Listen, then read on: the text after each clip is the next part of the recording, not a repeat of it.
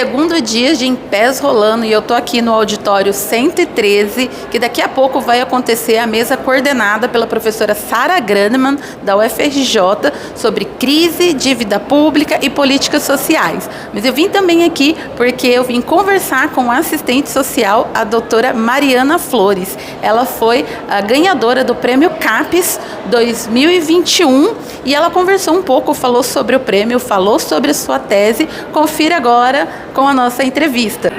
Oi, Ariana, é um prazer estar aqui conversando com você, falar um pouco sobre o Prêmio CAPES, em que a gente teve a oportunidade de ser reconhecido, eu e Sara Grandemann, no nosso estudo. Eu fui orientada pela Sara Grandemann, da UFRJ, no doutorado que terminei o ano passado, a partir de um estudo que propõe analisar as transformações no serviço público durante o governo de Fernando Henrique Cardoso até Jair Messias Bolsonaro. Esse tema, entender um pouco por onde perpassam os determinantes centrais dessas transformações no serviço público em todo esse período, advém da minha trajetória profissional. Eu, tanto na graduação quanto no mestrado, escolhi abordar uma análise sobre as funções que o Estado exerce no modo de produção capitalista, em especial no período da contemporaneidade. E em cada estudo eu utilizei como foco de análise, um foco de análise diferente, Na graduação, a política de segurança pública, mas pensando a contra-reforma da política de segurança pública a partir do PRONASSE. E no mestrado eu já ingresso na Universidade Federal do Estado do Rio de Janeiro, a Unirio, como assistente social, a qual eu atuo lá desde 2010. A primeira demanda que eu tive central foi, ao conhecer o público que os assistentes sociais atendiam numa política de recursos humanos, perceber que o endividamento era uma questão central para esses trabalhadores. Então eu estudei a política de endividamento a partir do crédito consignado, incentivado no governo Lula.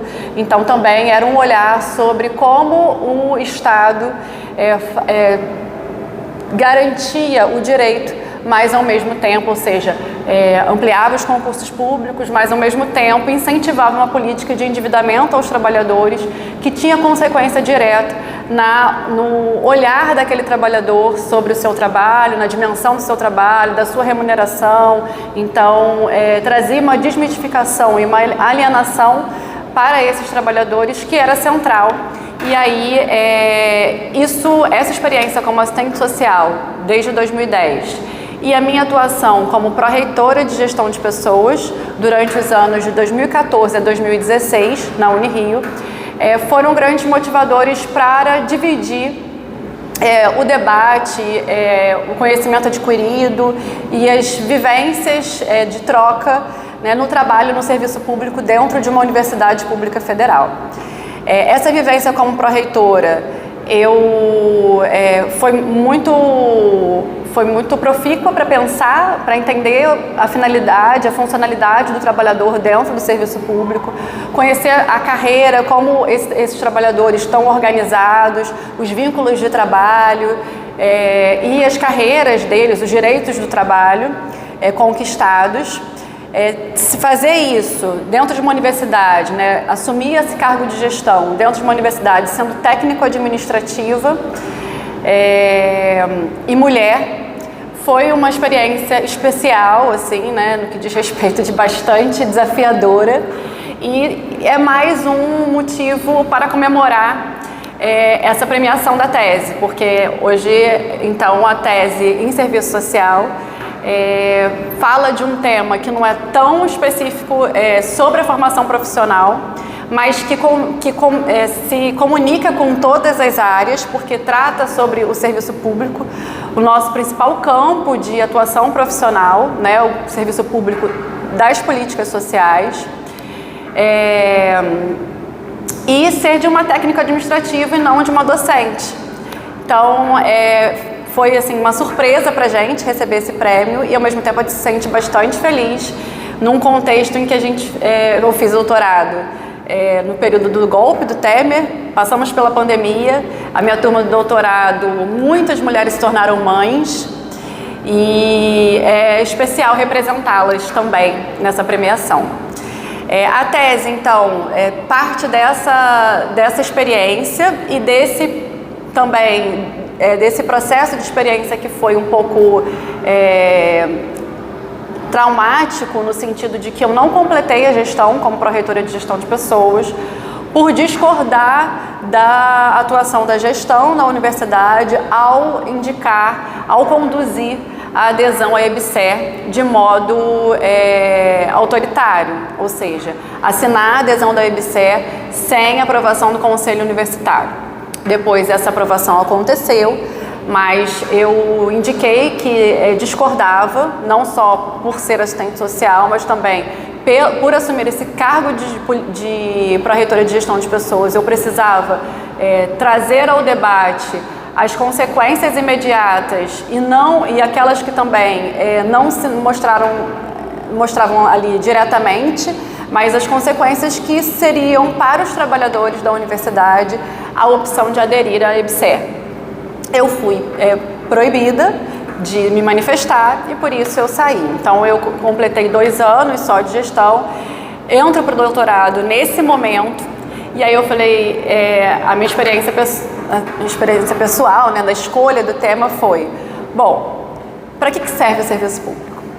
Esse caos todo que eu vivenciei, preciso entender esse processo. E aí foi a partir disso que eu escolhi, então, estudar as transformações que foram impostas, né, indicadas por organismos internacionais e abordadas pelo Estado brasileiro desde Fernando Henrique Cardoso, materializadas na Emenda Constitucional 19 de 98, que institui a Contra-Reforma Administrativa do Estado de Fernando Henrique, até a proposta da PEC 32 de 2020, da Contra-Reforma Administrativa do Estado de Bolsonaro. Estudando essas transformações, ou seja, que as privatizações, o gerenciamento do fundo público, que seriam destinados o nosso objeto de estudo foram as universidades públicas federais, sobre a ótica dos direitos dos trabalhadores. Então a gente escolheu a categoria dos técnico-administrativos em educação para analisar, mas o nosso objetivo foi entender como a gerência do fundo público, por exemplo, as universidades e o pagamento desses trabalhadores passavam a ser destinadas para, então, o pagamento da dívida pública, para a lucratividade do capital. Como essa destinação se materializa? A partir de privatizações clássicas ou não clássicas, né, conceito cunhado pela Sarah Graneman. Não clássicas, entendendo, por exemplo, um bom exemplo é a EBSER, que não é uma privatização direta, mas o repasse do gerenciamento e destinação do fundo público para uma empresa brasileira de serviços hospitalares, a partir da terceirização dos trabalhadores e a partir da precarização do trabalho, ou seja, da diminuição do investimento do Estado no orçamento, através dos orçamentos das universidades, o desinvestimento, uma transformação do método gerencial do trabalho, ou seja, instituindo métodos de gestão por competências, de gestão por resultados, de gestão de riscos, que abordam conceitos que, na verdade, responsabilizam os trabalhadores para um bom desempenho a despeito de uma escassez de recursos. Então, o objetivo é que o trabalhador produza mais, com menos dinheiro investido pelo Estado.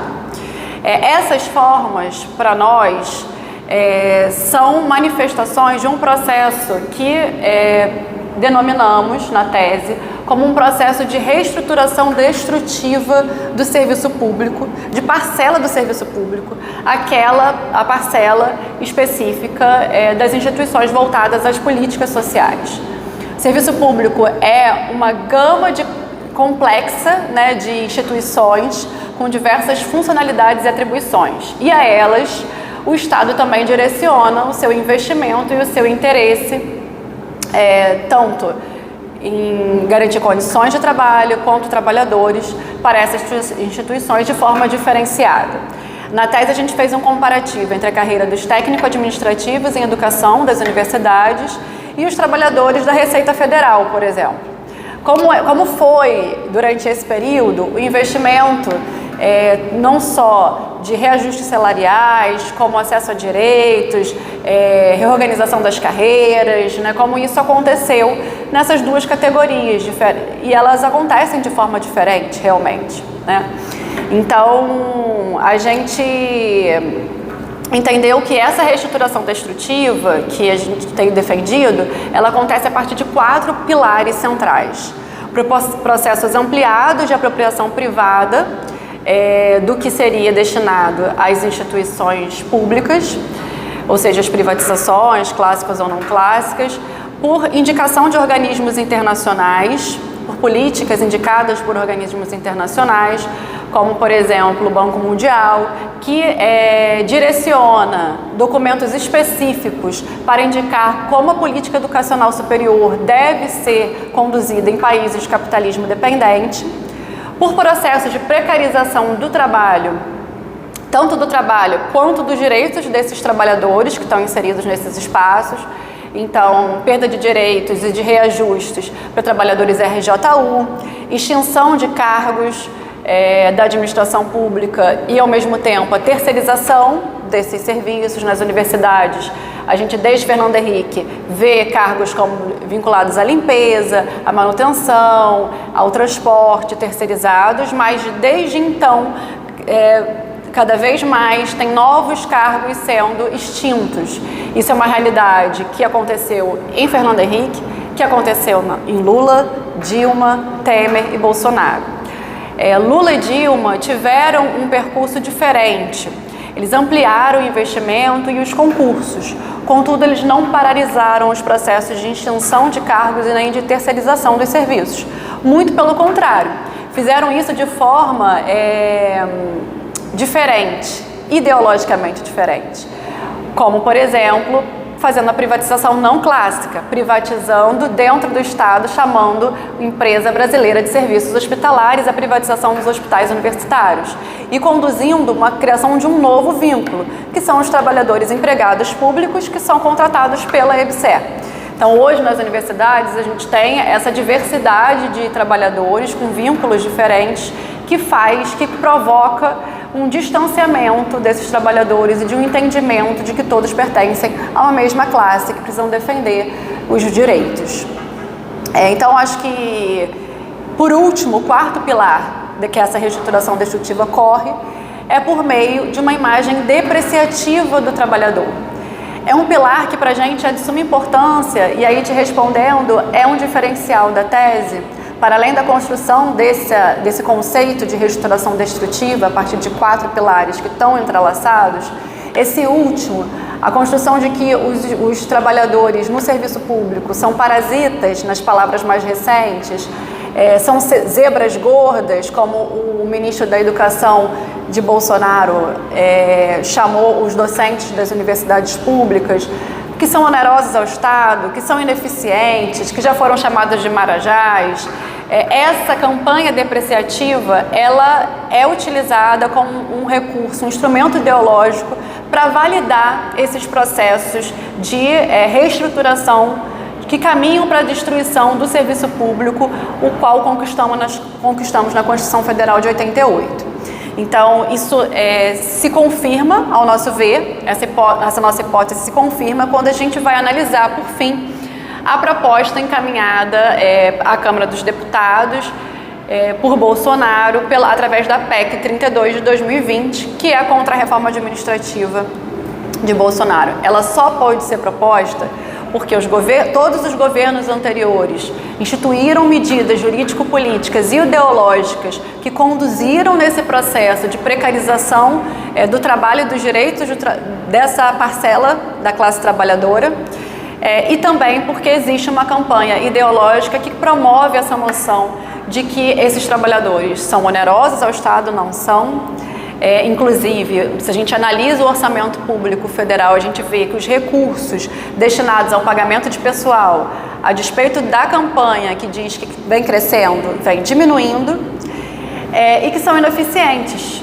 Não são. A gente sabe que estão nas universidades públicas, por exemplo, os principais professores e professoras e professores, estão na universidade pública as principais pesquisas conduzidas, né? Estão nos hospitais universitários os profissionais com maior reconhecimento.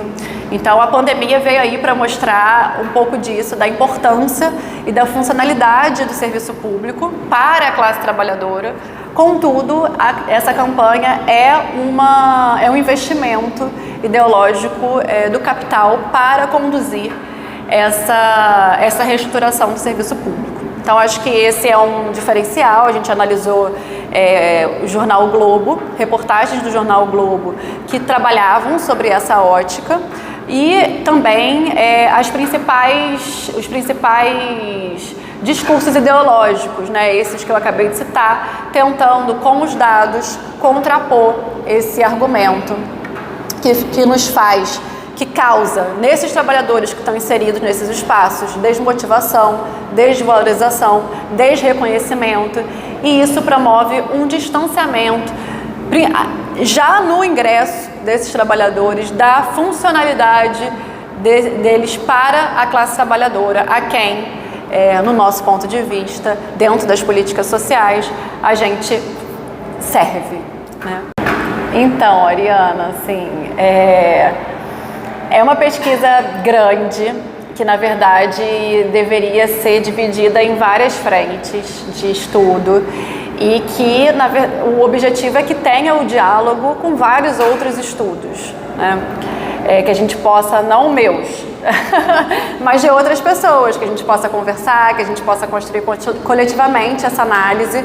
Acho que a proposta da tese foi realmente fazer um percurso, pegar um período histórico longo para mostrar que, apesar das diferenças entre as particularidades entre os governantes, existem muitas similitudes no projeto construído, né, do Estado, da funcionalidade do Estado, no período contemporâneo. Então, o nosso objetivo foi realmente dar esse norte geral, mas para estimular e indicar outros debates para a gente fazer na luta pelo serviço público, pelas políticas sociais, pela universidade pública. Então, como eu falei, né, eu represento um grupo de mulheres da minha turma que foram mães durante o doutorado, para além desse processo difícil do golpe, pandemia, Bolsonaro, a gente também se tornou mãe. Então, hoje eu tenho uma filha de 10 meses, de 1 ano e 10 meses, e defendi o doutorado com ela com 3 meses de idade, então já... Assim, isso só soma uma quantidade de desafios para quem é mãe, sabe? E aí eu fiquei muito feliz porque esse prêmio tese, né, ele passa por esse reconhecimento disso tudo, não só da minha trajetória, mas da troca de experiência com os profissionais que estavam comigo. Então é um prêmio também de todo mundo que trabalha comigo, que, enfim, que eu pude aprender, né, esse trabalho dentro do serviço público. É um prêmio também junto com a Sara. Eu estou com a Sara desde a graduação, ela é minha orientadora desde graduação, mestrado. Então consolida essa nossa história junto. Então eu fico muito feliz de ter esse reconhecimento enquanto técnica administrativa, mas aí eu ganho um pós-doutorado e o meu objetivo, claro, assim, já não era, eu sempre entendi desde a graduação que o processo de conhecimento ele é permanente, independente da formalização do estudo, né? Independente de você estar ali dentro de uma graduação, dentro de um mestrado formalmente ou dentro de um doutorado, o processo de conhecimento é de fato permanente, mas de forma oficial eu tenho aí então um pós-doutorado para fazer, em qual o meu objetivo é escolher uma das milhões de lacunas que a tese apresenta, né? Então, uma delas é que eu tenho a vontade e o interesse no ano que vem construir com calma, né? Porque compartilhando com a maternidade, debater melhor a questão do conceito ideológico utilizado para nomear esses trabalhadores empregados pelo Estado, que é o serviço público. Acho o conceito serviço público, servidores públicos, muito ruim. Ele remete a um processo de serviçal, o que é complexo, que não determina, servir ao público não determina muito bem e traz um processo de alienação em relação a quem servir, né, que classe a gente está servindo, a partir de direcionamento de que políticas, de como o Estado está colocando, que é o patrão desses trabalhadores que estão lá, mas ao mesmo tempo o público-alvo, em sua grande maioria, no que diz respeito às políticas sociais, é a classe trabalhadora. Então é preciso nortear isso, deixar claro na forma com que a gente também é conceituado esses trabalhadores. Não somos servidores públicos, somos trabalhadores empregados pelo Estado. E entender um pouco o que a esse conceito vem trazer ideologicamente e dar um outro nome, então propor um outro nome para chamar esses trabalhadores é um pouco do que eu gostaria de suprir, essa lacuna que faltou, que foi que a gente apresentou no capítulo 1, que tem muito a ver com uma observação que a Elaine fez na banca, que eu sou muito grata, que precisamos estudar melhor, relacionar melhor esse meu debate com a categoria trabalho.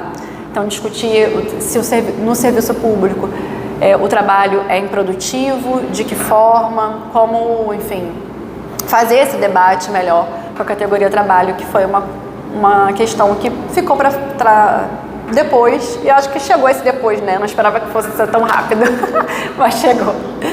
E é isso, acho que esse é o projeto.